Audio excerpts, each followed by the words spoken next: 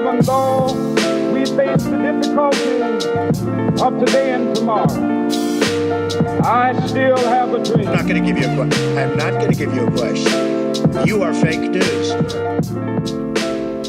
Hello, and welcome to the 420 Project Podcast number 2.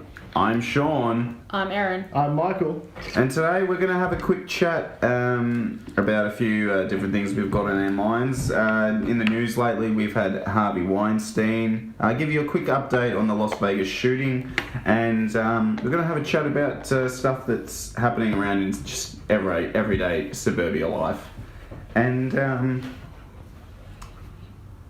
what else have we got on the agenda today? All right. I've had this thing I'd like to bring forward. I've been thinking for quite a while. Yeah. Surely I can't be the only one that's done this. I know quite a few people. You're coming home from work, you want to get a cold 2-litre bottle of soft drink, and you go to the shops, and as always, you can't get a cold bottle of soft drink, right? Yeah. You can get a small, if you're lucky, depending on where you are, maybe a 1.25 litre, but that's very lucky. But if you're specifically after a 2-litre bottle, you're going to have to take it home and cool it down yourself. Yeah. And I was saying to the girlfriend the other day, why can't they just have a full shelf with refrigerated soft drinks? Yeah. Surely they've got enough money for that, and it's such a big market. It just makes common sense to me. Yeah. And like I said, I'm probably not the first person to think this, but not at all. What happened the next week when I went to Safeway? What do you think happened? Let me guess. You probably had they had a fridge. They had a fridge. They installed a fridge. They installed a fridge with absolutely every single drink that you would find in the dry aisle. I was just blown away. I was like, seriously, like someone had to have been listening to me specifically. It was the aliens. Or ASIO. Someone. Hi.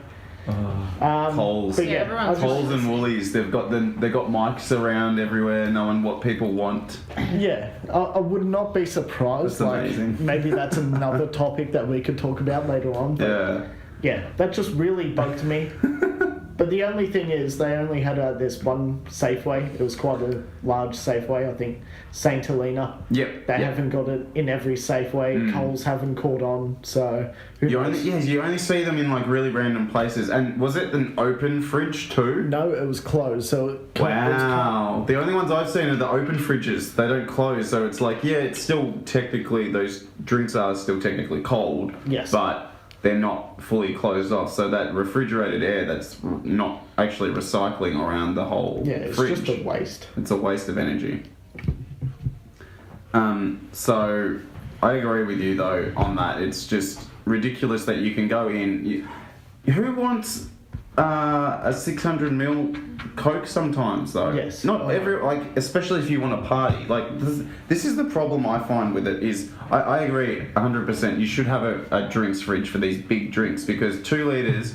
How often are you like, oh crap, we've run out of soft drink, let's run? Exactly. When you're at a barbecue or a party or something like that. You go into a party and you go past a convenience store, and even if it wasn't the entire shelf with every product, like I get it, I understand. Some people want just room temp Coke, and store it for whatever. That's fine. Just have a section where they've got maybe 20 of the most bought soft drinks in the 2-litre thing. I'm talking specifically about Coke Zero or Diet Coke. Put your Pepsi, Solo, your Fanny, and Pepsi, Sprite, and that's all you need. The top 5. Exactly. That's as simple as that. Doesn't have to be large. Yeah, I don't get that at all. So it's quite annoying. It's pissed me off. Because who wants to just like always buy You don't always want to buy bags of ice and put them in eskies, and like it takes hours. Like it takes a couple of hours for them to come home. Even if you're not going to an event, you want to bring a 2-litre Coke to your family, and you have to wait till it cools down. Although I have a life hack that I saw online, and what you should do is it works better with wine and beer. But what you should do is get paper towel, wet it, Yes. wrap it in paper towel, wet Yeah. it, put it in the freezer. Yes. About 10 minutes later or so, you'll have a really cold drink. So the whole science behind that is the wet paper towel draws in the coolness a lot quicker and cools it down faster. Exactly. Obviously. That's pretty good. So yeah, that's my frustration for the week. I get that. I get your frustration. So moving on to our main thing we're going to chat about tonight is the Harvey Weinstein scandal going on at the moment in the United States. Harvey Weinstein. Okay. Harvey Wanker. Harvey Wanker. I am completely unaware of this Harvey Wanker. Yes. I'm quite interested. Harvey Weinstein has he's been accused of a lot of sexual misconduct, sexual assault, and rape. Yes. Basically, what some women have come forward with, he's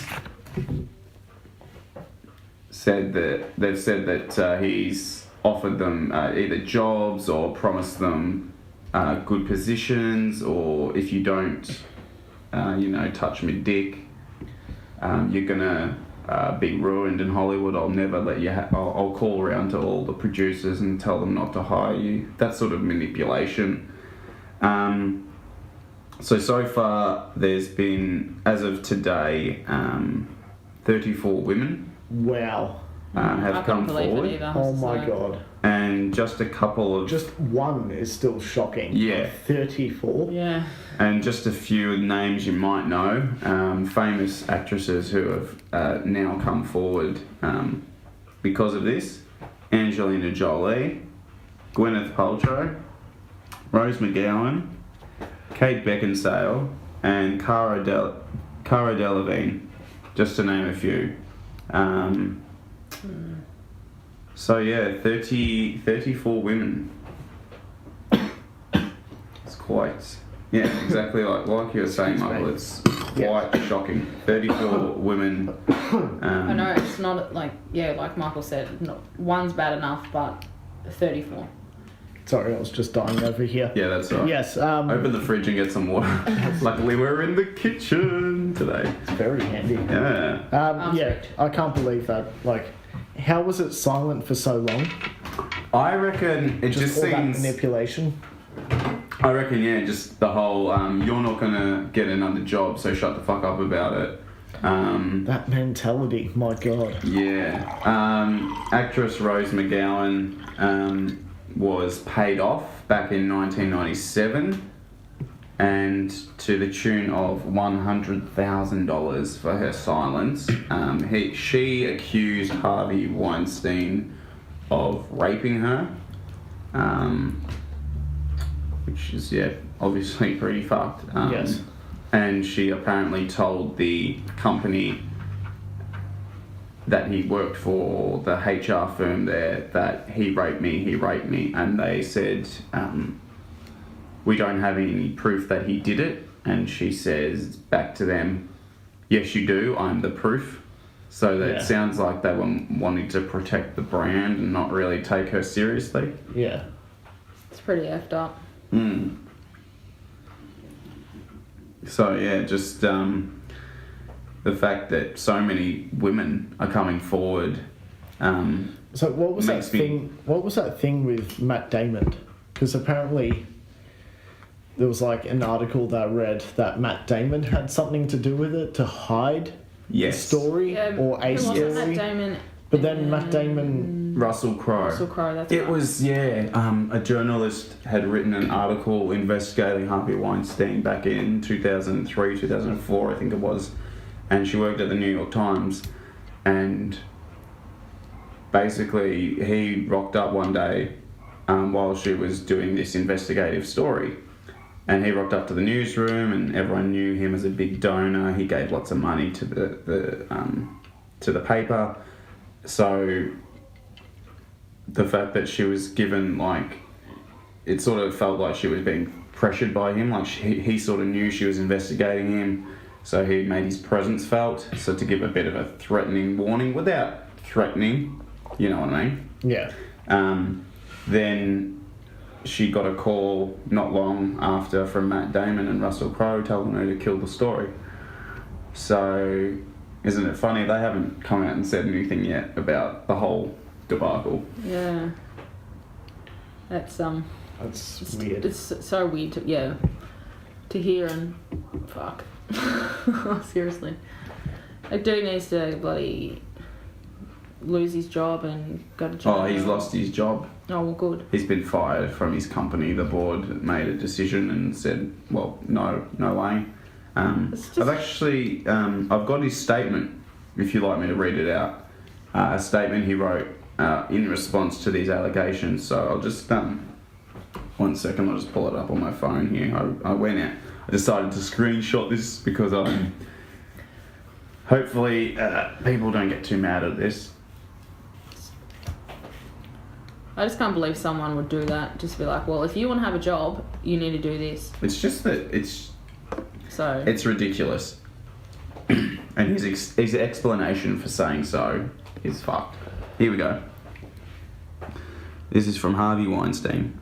He says, I came of age in the 60s and 70s when all the rules about behaviour and workplaces were different. That was the culture then. I have since learned it's not an excuse in the office or out of it to anyone. I realised some time ago that I needed to be a better person, and my interactions with the people I work with have changed. I appreciate the way I've behaved with colleagues in the past has caused a lot of pain, and I sincerely apologise for it. Though I'm trying to do better, I know I have a long way to go. That is my commitment. My journey now will be to learn about myself and conquer my demons. Over the last year, I've asked Lisa Bloom to tutor me, and she's put together a team of people. I've brought on therapists, and I plan to take a leave of absence from my company and to deal with this issue head on. I so respect all women and regret what happened. God, I can barely say that without laughing. Oh my God. I hope that my actions will speak louder than words, and that one day we'll all be able to earn their trust and sit down together with Lisa to learn more. Jay-Z wrote in 444, I'm not the man I thought I was, and I better be that man for my children. The same is true for me. Now, as I found out, that's a misquote from Jay-Z's album 444. He misquoted, so he's talking out of his ass. Yeah. So I don't know what he's trying to do by bringing Jay-Z into it. What the fuck? Yeah. I want a second chance in the community, but I know I've got work to do to earn it. I have goals that are now priorities. Trust me, this isn't an overnight process. I've been trying to do this for 10 years, and this is a wake-up call. I cannot be more remorseful about the people I hurt, and I plan to do right by all of them. I'm going to need a place to channel that anger, so I've decided that I'm going to give the NRA my full attention. I know, right? Weird. What? I hope Wayne LaPierre will enjoy his retirement party. I'm going to do it at the same place I had my bar mitzvah. I'm making a movie about our president. Perhaps we can make it a joint retirement party. 1 year ago, I began organising a $5 million foundation. Wait, so $5 million. How did this turn around? I know. I don't know where this turned around. What the fuck is this cunt on about? What the fuck? Is this making me angry and confused? I thought this was a statement / apology sort of letter. And now he's talking about himself. He can't help it. I know, he can't. He can't be forgiven. I'm making a movie. And can I stop you there, Yeah. Sean? Actions do speak louder than words. And what he's saying now is bullshit because his actions speak louder than words. Exactly. That's basically trying to sweep it under the rug. I'm making a movie about our president. Perhaps we can make it a joint retirement party. 1 year ago, I began organising a $5 million foundation to give scholarships to women directors at USC. Jesus, long bloody statement. So he's trying to bribe Hang on, the fucking is this it? readers. Oh yeah, this is the last bit. While this might seem making him feel guilty, the guilty one. Yeah. So he's passing on the blame. Oh, this is fucking rich. So he says about the $5 million foundation. While this might seem coincidental, it has been in the works for a year. It will be named after my mum, and I won't disappoint her. What a fucking soul. Oh, feel sorry for me. I'm just trying to do my mama proud. What a cunt. Yeah, your mum's proud of you, you dickhead. God. It's some people, fucked up. Yeah, some people. I love how he just went from, I really need to like get my shit together. Yeah. And then he says, I'm going to channel my anger into the NRA and fighting them. Like, what? Wow. He's distracting and like detracting from what he's done. He's just like saying, and then he goes on to say, I'm gonna make a movie about the president. He thinks he's gonna work after this. What the fuck is he thinking? He thinks that his company's gonna mind you, this was right after this all happened, so he thought at the time that his company was sticking by him. Yeah. Which is fair enough, but you got to be delusional, dude. You're being accused of really horrible shit, and the fact you're saying, yeah, I'm going to make another movie, all good. This will go away by then. Like, fuck off. I can't believe it, to be honest. Also got a couple of accounts from some of the women, if you'd like to hear this. It's not... Yeah, it's pretty fucked up, but it's important to talk about this stuff. It's important to hear what kind of monster this guy is accused of being. So the first one comes from 2007 from an actress named Lauren Sivan. Weinstein trapped the journalist. Oh no, it was a journalist, sorry, not an actress.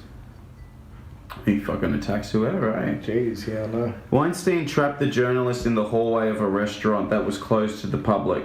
After rejecting a kiss, Sivan recalled, that's when he blocked the entrance and said, just stand there and be quiet. Weinstein then masturbated in front of her until he ejaculated. I could not believe what I was witnessing. It was disgusting and kind of pathetic, really, she said.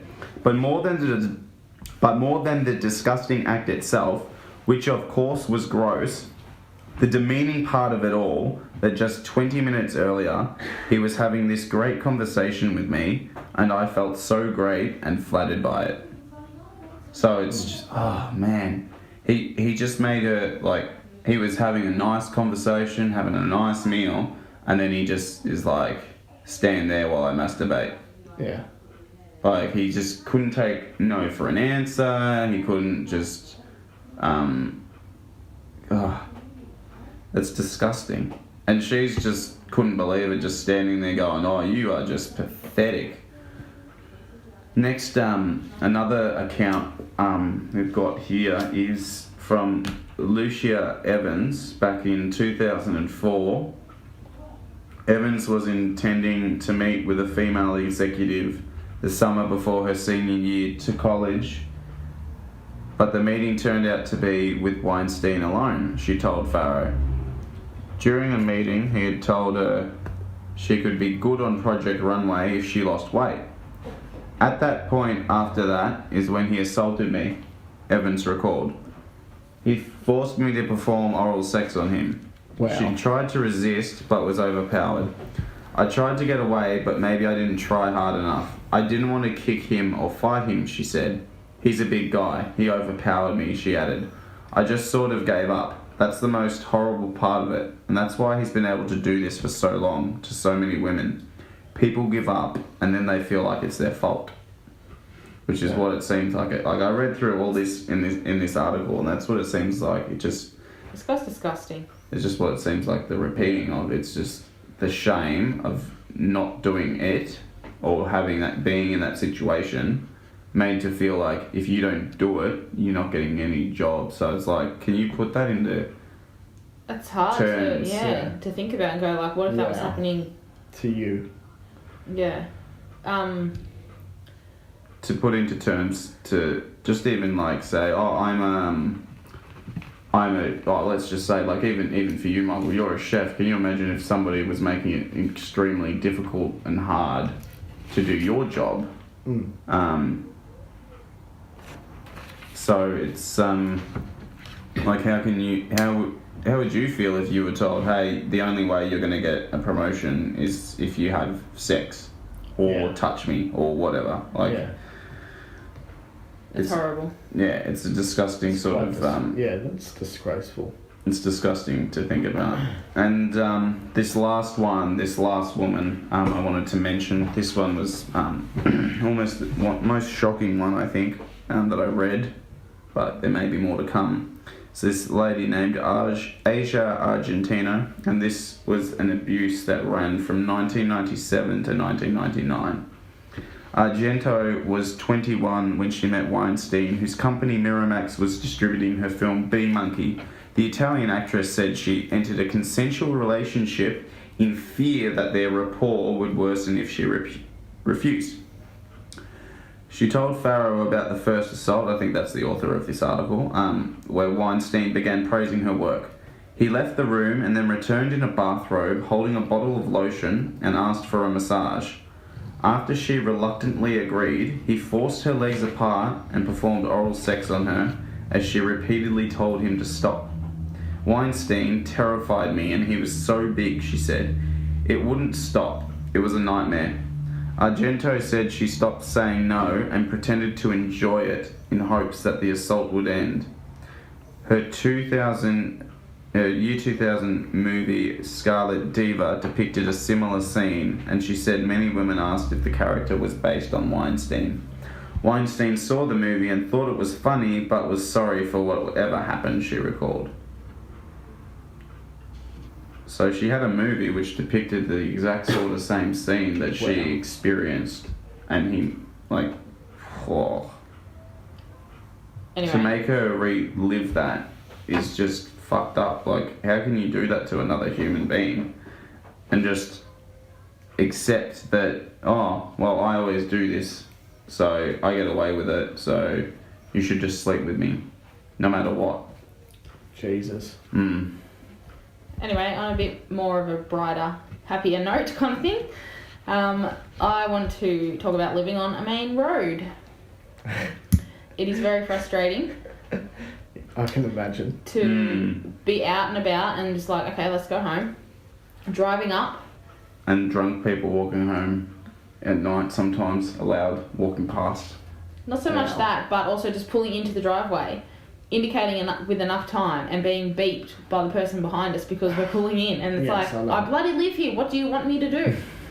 I was thinking that today. And it's so frustrating. When I parked the car, when I was driving the car, so it was still daylight. And after that left-hand turn, as I'm going through it, that's when I indicate. So, like, clearly I'm not turning left here. I do that just about to turn. Yeah. So, like, I know you're coming into one lane up here. Yeah. But this is happening. So I slowed down. Yeah. And the cars went around me and I didn't get beeped. Yeah. But we can't pull in from the far left lane. Yeah. Like, closest lane, it is left, Yeah. Because we can't pull into our driveway because it's too sharp a turn because of those brick walls that are next to, like, at the top of the driveway, from the driveway we're going. So it's like, what are we supposed to do? We have to go in the middle lane, and if you're some person zooming up into, like, the left lane, then it's just like, you're probably gonna have to slow down. Like, I'm turning into my driveway. What do you want me to do? Yeah. And it's just like, do I have to put a sign and go, I live here, like, don't beep me? Yes. But there's nothing else you can do. But it is annoying that it turns into 3 lanes into 2 right at the driveway of the property. Yeah. But also that's the most frustrating living where part. we are, it's close to shops. It's convenient. That's the good part about it, though. I mean, couple of, we can easily just walk down to the shops, 5-minute walk. Well, you did it today. You went and got some stuff today down at the shop, and you're back within 20 minutes. Like, it's not bad. And then if we need to go to a few different shops or a bit like the supermarket or something, just drive for a bit, and it's close. That's handy. It's always handy. It's really, it's pretty good. You know what frustrates me a lot? What's that? Security guards. Oh, really? At the shops. Why? I know they're there to do their job, but my God, they make you feel like you're stealing something. Yeah, they just assume that everyone is. Yeah. All the time. You walk in. Sorry, although I think that when we had Isabella, when she was in a pram, we would go into, like, JB, for instance, and and would come out, and they wouldn't ask to check the bags. But then, now probably that she's a little bit older, they'll probably go, "Oh, want to check your bag?" But it's just like, what? So a new mum, new parents, not going to steal, but then like you assume someone else will. Yeah. Like the assuming factor. It's really makes you feel shifty. I mean, I get that all the time. Doesn't like, make you feel I know shifty. I'm in JB, but you know, like half the people at JB are browsing. Yeah. You know, not everyone's buying something. So like, if you're walking out with nothing, no, I do not have something in my pocket. Yeah, exactly. You can't just assume that everyone does it. I'm browsing. I came here to have a look. You know. Yeah, exactly. Have you not heard of receipt? It's like I wasn't shopping. buying anything. Yeah, window shopping. You kind of fucking feel like you're going to get a pat down. Yeah, like peer pressure. Just because you walk into a shop that you think, oh, I gotta buy it. Yeah, it's the same when if you go to a supermarket, you're looking for something, they don't have it. You've got to go to a different place. It's the same as the clothes. What about if you're using a trolley and it beeps on the way in? Yeah, that's happened to me. And it's like, how and does then that they happen? check you on the way out, and when it beeps, and you're like, but you just saw me. It beeped on the way in. Usually when that something's wrong. If that happens to me, I look at the person, I say, it's beeped when I've come in, and then usually it's fine when I go out, because it's like, I'm not taking anything, but why? It's like, it's beeping when it's going in to the shop. Yes, How does that happen? Especially when you don't have anything, it's an empty trolley. Yeah. It's fucked up. I don't understand. Another thing that is frustrating is kids. Yes, I know. Tell me about it.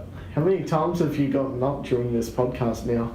Oh, too many to count, but that's not just one of the things that are frustrating. Another thing that's frustrating... I think Sean's gotten fucking up 3 times. Yeah. Sorry, you were saying? Is when Isabella lies. Yes. And she's been doing it the last few days. We've asked her a question, and we know the truth. Yeah, of course. Of course you do. That's why you're asking. Yeah, we're like, we want to know, and we're like, why are you doing this, or what are you doing? And she'll, lie about it. And it's like, we're giving you so many chances to tell us the truth. We're not yelling at you. You're not in trouble. You just need to ask, answer. And if you say the right answer straight away, then you're not in trouble. But if you're going to lie about it and keep lying, then you're going to get yourself into more trouble. Try that fucking donut today. Oh yeah, I couldn't believe that. Sean woke up this morning to... Erin surprised me yesterday after we didn't go to the zoo. I was sad about that. Wish we could have gone to the zoo. Yeah, it was a bit so she brought... Erin went and got... Erin went and bought a 4-pack of these donuts. What type? This is from Woolies. Mr. So Donut? Mr. Donut. Yeah. Yeah. I was like, these are good. The pink... The chocolate. Jam donut. Original pink and a chocolate one. Yeah. Nice. So I was like, I dibs the pink and the jam donut. Erin's like, I'll have the original and the... No, I just want the chocolate. And maybe Isabella can have the original the next day. I left them out. There was only one left in there. I ate a chocolate one that night, and then Sean ate the other. I came out in the morning. Sorry. And there's like a tiny little bit of donut left. I'm like, I wonder where that went. Yeah. Who ate that? Yeah. I didn't get up in the middle of the night and eat it. We didn't get a possum to come in the house. Fucking possums. So I knew it was Isabella. They are too, and how good they are for quality. I love Mr. Donut. Yeah. Talking about donut, I had a crispy can't talk. Krispy Kreme? Krispy Kreme donut the other day. So good. Nice. Do you like them? Yeah, Krispy Kreme's good. I always like the pink ones. They're good. Yeah. Good. But yeah, I said to Izzy, well, I'm like, have you eaten it? Have you eaten anything today? No, Daddy. And I'm just like, I fucking know you've eaten it. I know you have eaten it. I'm just eating a sausage roll. Nah. She just had to lie. Yeah. I just don't understand where she's getting it from. Yeah. Like, is it childcare or what's going on? Because it's very frustrating. But 9 times out of 10, it's probably childcare. What I did earlier today was I made as the listeners at home will know from the awesome intro they heard, that I made this intro today, and as I was looking for an audio or a video clip for the show, I decided, I'll get a Donald Trump clip to put in. And as Isabella walked past the computer of me working on it, she saw Donald Trump and she went, "That's a bad man." Yeah, she's just like, "He's a bad man." And I was just like, "That's funny." I'm pretty sure you've told her that once before, though. Oh my goodness. Oh.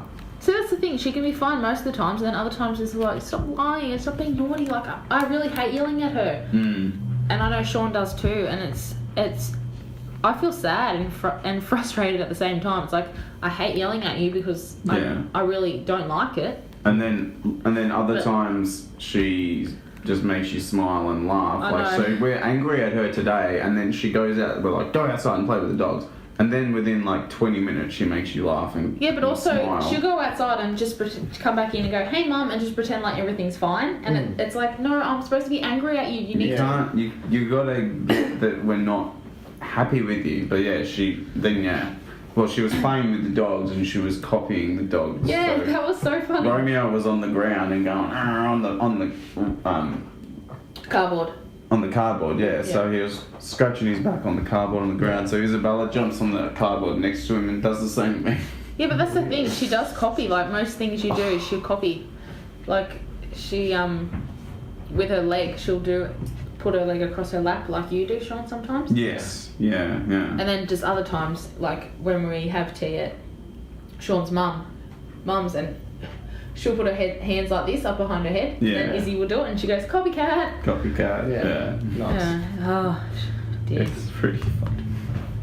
She's a funny kid. I love her, but she frustrates me. She can get you frustrated sometimes. Yeah. But anyway. So I just thought we'd have a quick chat about a little update about the Las Vegas shooting. These are just facts that we know now. What I've looked up today, and unfortunately there's still no motive. We still don't know why this guy did what he did. They are still trying to figure it out. So just some statistics here. We've got, obviously it was just the one shooter. He had 23 guns. He shot into a crowd of 22,000 people. He was 32 floors up. He fired 1,000 plus rounds in like 10-15 minutes. I don't understand why he needs 23 guns. 58 people have died. It would be 59, but we don't include him because he killed himself, so he's not in the tally. He injured 546 people. Thankfully, 501 people have been released from hospital, which is good news. Unfortunately, though, they are preparing for the worst with some people who are still in the hospital. They're saying there might be a few people who still might not make it. Wow. I wish that guy didn't die because it's just like he's taken the easy way out. It's like he doesn't get to suffer and deal with his consequences. Yeah. It's just like easy way out. That's why I don't think it's a good idea for death penalty. Like they should just suffer and go to jail. Think about what they've done. Yeah, and suffer and just rot. As I think we've seen, I think we all saw on John Oliver's show, he points out that it's actually more expensive for them to give someone the death penalty than it is to house them in prison for life. It costs the state more. So it's like, do the maths, you know. What, are you going to spend a lot of money on one prisoner to die? Yeah.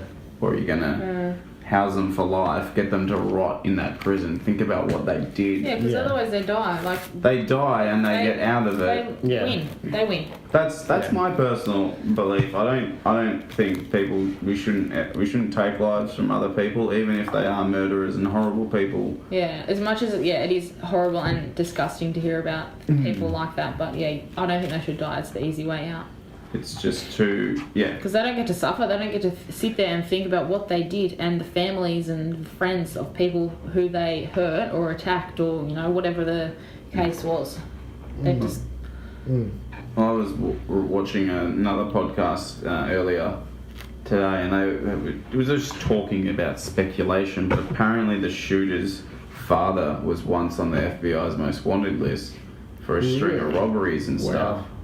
So purely just speculation, really, but it was like, what if this guy had just accomplished everything he had wanted to in life, and he thought, you know what, I'm going to try and outdo my dad.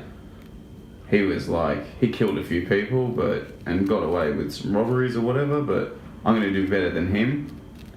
I want to be more infamous than he was. Yeah. And then, I mean, like, purely speculation, but I just think that's an interesting way to think about it, because what motive is there? We don't know. He doesn't fit the profile of a mass shooter. He wasn't alone. He didn't have any mental issues as far as Did they test if he was on drugs?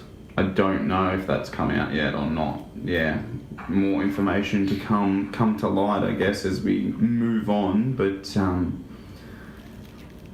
I just wanted to move on from that story, and there's a bit of a comparison story, considering they have so many guns over there in the States. Here in Australia, we don't have as many, but we do actually have quite a lot that are registered and legally owned here in Australia, which is surprising for other people, probably Americans, thinking that we all don't actually have guns, but a lot of farmers do. Use it for hunting foxes, protecting livestock and cattle and stuff like that.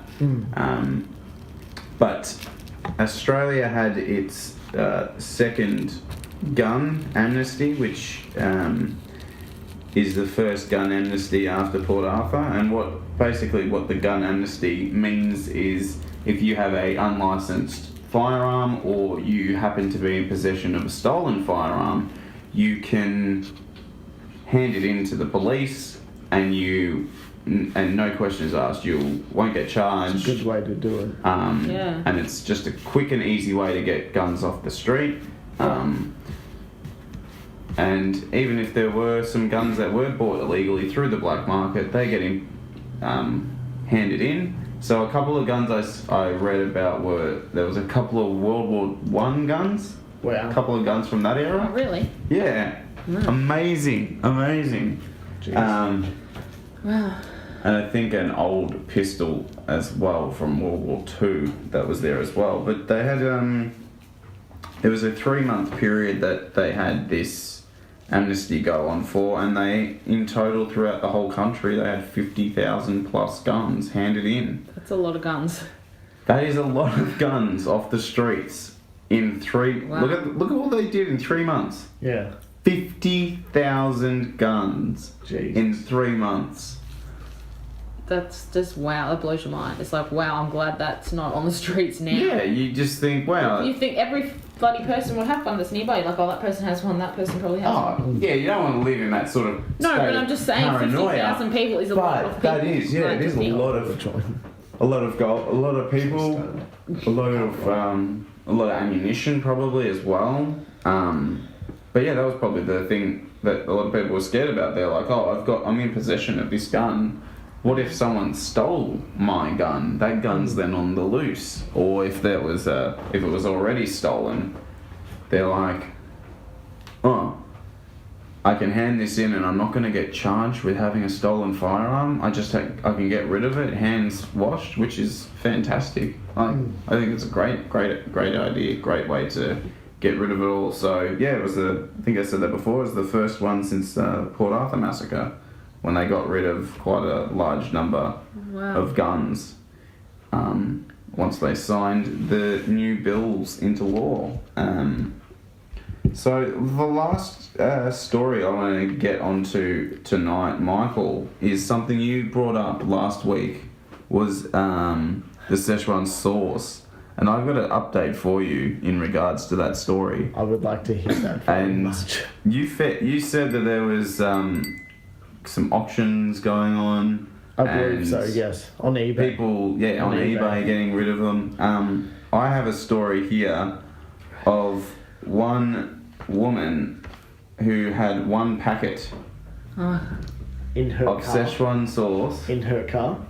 I don't know if it was in her car, but she had a packet of Szechuan sauce, and some person, she put an ad up on Facebook, or I think in that Facebook ad section you can do, and a guy came over and gave her his Volkswagen 2004 GTI Golf in exchange for the Szechuan sauce, one Szechuan sauce packet, the 15 mils or the 20 mils or whatever it was. That's so stupid, honestly. Yes. Like, you just give up a car just for one packet of sauce that you're going to run out with, and for last for like 10 minutes maybe. Yeah. Here's an excerpt from the article. The craze for McDonald's Szechuan sauce took an interesting turn last week in Michigan, and one woman has a new car to show for it.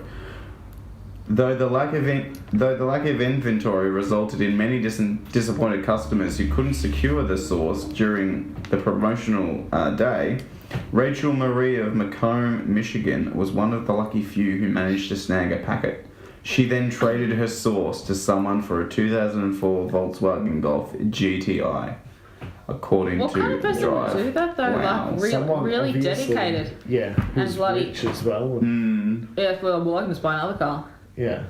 Because it's such a weird switch as well. It is like a car for sauce.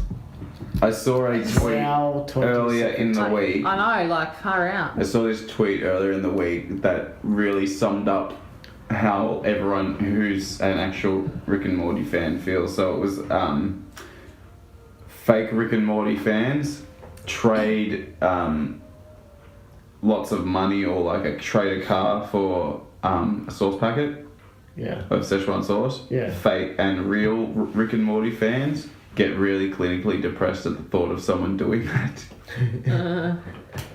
It's so good. And I was like, that's exactly right. I was just, when I told Erin, your reaction was pretty much like, how could someone do that? It is a piece of it's a condiment. It is a bit of sauce. Just go to a bloody Asian store and get some fucking sauce. Yeah, that's what I've been reading too. You just go to the Asian food store and follow the recipe. So I read a story that a person had so he sold a car. Yeah. It was a really old car. It was more than 15 years old.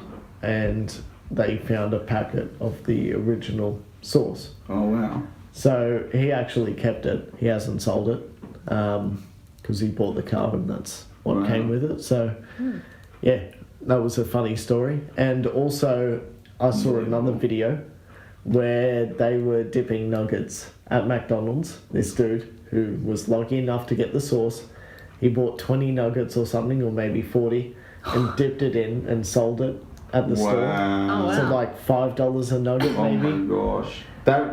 Is this sauce even? Oh my gosh, that reminds me. Fucking DJ Deadmau5 had a bottle of Szechuan sauce that he had bought, and he bought like 2,000 chicken nuggets for his 1,000-odd people crowd. Yeah. Handed them all out.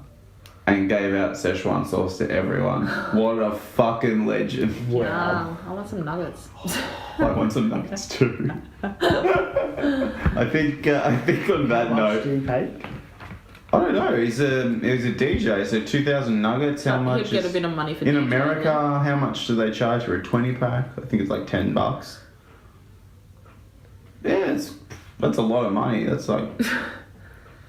I can't work it out. That's too much money. That's like a good $300 or $400.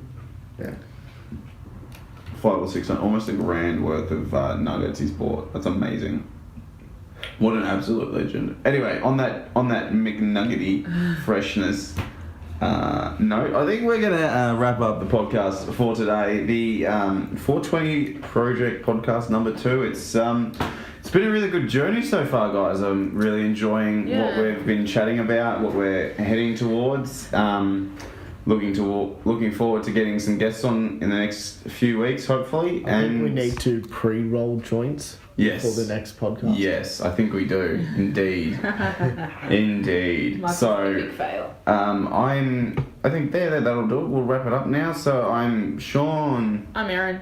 I'm Michael. And that was the 420 Project number 2. We'll see you next week. Bye. See ya. Bye.